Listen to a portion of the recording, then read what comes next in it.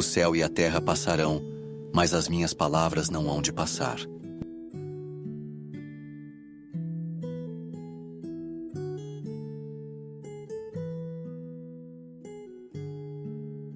Desentendimentos e estresse causados por assuntos de dinheiro podem trazer muitos conflitos para o relacionamento. Por isso, criar um orçamento familiar mensal é uma ferramenta muito útil. O orçamento mensal é uma ótima forma de organizar as finanças do casal, porque coloca diante dele, de forma simples e rápida, a informação básica sobre todos os movimentos do seu dinheiro. Ali está resumida toda a nossa vida financeira num pequeno mapa em que as orientações surgem da conjugação dos números. Mas por onde começar? É muito simples elaborar um orçamento familiar em apenas 4 passos. 1. As receitas. É todo o dinheiro que entra.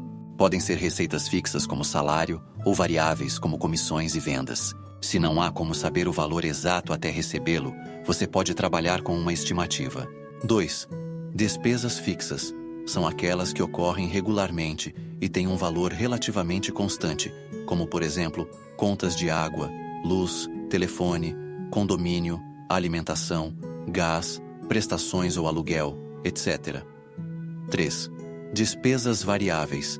São aquelas que sempre acontecem, mas o valor não é constante, podendo em alguns meses ser de montante considerável e em outros de montante mínimo ou zero, como, por exemplo, lazer, viagens, concertos e reparos, etc. 4. Situação líquida. Uma vez ingeridas as informações dos itens 1 ao 3, subtraímos todas as despesas das receitas. Se o saldo for positivo, isso mostra que existe margem para investimentos e poupanças. Se o saldo for negativo, temos um sinal de alerta que aponta a necessidade de fazer algo rapidamente para mudar este resultado. Se o valor for nulo, também é necessário identificar áreas de ajuste nas despesas ou considerar aumentar a receita. O casal deve sentar com lápis e papel na mão, calculadora, extratos bancários, etc., e reunir toda a informação no orçamento familiar. Daí, deve atualizar os dados pelo menos uma vez por mês, de preferência perto do final do mês, com o objetivo de avaliar os seus gastos e ganhos e identificar o que melhorar para o mês seguinte. Lembre-se que orçamentar significa estimar. Portanto, a função principal dessa ferramenta é todos os meses estimar o mês seguinte, para que depois sejam analisados desvios no que foi estimado. É comum, na maioria dos casais, um parceiro ser melhor na criação e manutenção dessa ferramenta do que o outro. Portanto, se seu marido ou esposa não é do tipo que vai sentar e fazer isso com você, não se chateie. Apenas faça você e então apresente a informação a ele ou ela. O importante é que tenham os números diante de vocês para que sirvam de base para decisões e planos financeiros que afetam a família. Fazer um orçamento familiar não é nenhum bicho de 7 cabeças, mas é uma ótima forma de lembrar a principal regra de economia: gastar menos do que ganha.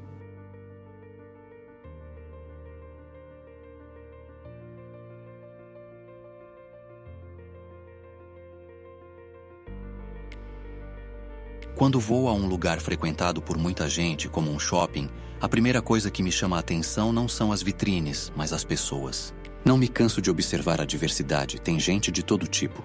Creio que elas olham para mim e pensam assim também. Falo dessa grande diferença entre nós porque nada provoca tanta dor e crescimento como o convívio humano. E os dilemas começam cedo. Ouvi uma mulher dizer que tem dificuldade com seu filhinho de 3 anos. Ele me enfrenta, faz birra, atira coisas em mim. E o pior, já tentei de tudo, não sei mais o que fazer. Quando as dificuldades de relacionamento não surgem em casa, surgem no trabalho, na escola, na igreja, enfim. Elas sempre aparecem ao longo da vida. É fácil conviver com quem gosta de você, o elogia o tempo todo, o agrada ou concorda com tudo que você fala. O maior desafio mesmo é ter que conviver bem com quem não gosta de você, questiona tudo que ouve e, quando pode, o enfrenta. E aí, o que fazer? Quando percebemos isso nas pessoas, a primeira reação é reagir de maneira semelhante. Se ela me rejeita, eu a rejeito também. Se fala mal de mim, falo dela quando tiver ocasião. Se me enfrentar, a enfrento também. Se for indiferente comigo, sou com ela. E reações assim só fazem o problema crescer. Se existe algo escondido por trás desse comportamento, O ideal é tentar detectá-lo com discernimento. Claro que para isso terá que vencer uma luta interior grande. Imagina só, se todas as vezes que surgir um problema você fugir, terá uma lista de inimizades ao longo da vida. Você pode contribuir com a mudança dessa pessoa ao investir em seu próprio comportamento. Aproxime-se e conheça-a melhor. Você poderá descobrir os porquês dela agir assim. Não fale muito nem tente ganhá-la na força, mas com transparência e paciência.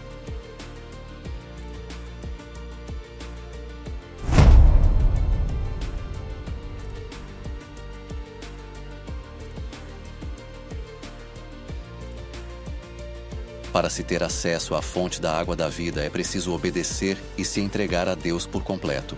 A água é fundamental para os seres humanos e não serve apenas como fonte de hidratação. Ela também exerce importante função no controle das reações do organismo, tanto para o transporte de nutrientes às células, quanto para a eliminação de substâncias. O que muitos não sabem é que, assim como o corpo físico necessita de água, o nosso espírito também tem sede e precisa ser saciado. Em uma passagem bíblica, no livro de João, capítulo 4, do versículo 7 ao 14, é possível notar o quanto as pessoas precisam ser confrontadas para perceberem a real necessidade de beberem desta água, que mata a sede espiritual, a sede de paz, de alegria e de cura interior, que nem todos acreditam precisar. O capítulo trata da história de uma mulher samaritana que, ao chegar ao poço de Jacó, encontra Jesus e recebe dele um grande ensinamento. Veio uma mulher de Samaria tirar água. Disse-lhe Jesus: "Dá-me de beber", porque os seus discípulos tinham ido à cidade comprar comida. Disse-lhe, pois, a mulher samaritana: "Como, sendo tu judeu, me pedes de beber a mim, que sou mulher samaritana?" Porque os judeus não se comunicavam com os samaritanos. Jesus respondeu e disse-lhe: "Se tu conheceras o dom de Deus e quem é o que te diz, dá-me de beber, tu lhe pedirias, e ele te daria água viva." Disse-lhe a mulher: "Senhor, tu não tens com que atirar, e o poço é fundo. Onde, pois, tens a água viva? És tu maior do que o nosso pai Jacó, que nos deu o poço, bebendo ele próprio dele, e os seus filhos e o seu gado?" Jesus respondeu e disse-lhe: "Qualquer que beber desta água tornará a ter sede, mas aquele que beber da água que eu lhe der nunca terá sede, porque a água que eu lhe der se fará nele uma fonte de água que salte para a vida eterna." João 4, 7, 14. Aquela mulher, em primeiro lugar, ficou assustada, pois como um judeu pediria água para uma samaritana? Em segundo lugar, ela não entendeu o que representava o pedido de Jesus. O que acontece com muitos, até mesmo com os cristãos, que não conhecem o verdadeiro desejo de Deus para eles. Naquele momento, Jesus falava de um poço espiritual, de um poço que seria a fonte de água viva para ela e todos os que procurassem saciar sua sede do Espírito. É como se Jesus mostrasse à samaritana que ter a água por alguns dias não era melhor que a ter por toda a vida. Que a vida que ela levava de sofrimento e infelicidade poderia acabar se ela apenas cresce e o obedecesse.